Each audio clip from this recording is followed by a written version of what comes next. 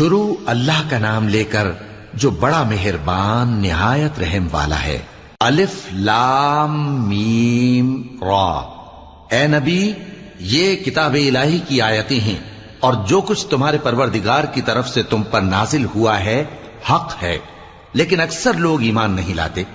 अल्लाह वही तो है जिसने सुतूनों के बगैर आसमान, जैसा कि तुम देखते हो, इतने ऊंचे बनाए, फिर अर्श पर जलवा अफरोज हुआ और सूरज और चांद को काम में लगा दिया।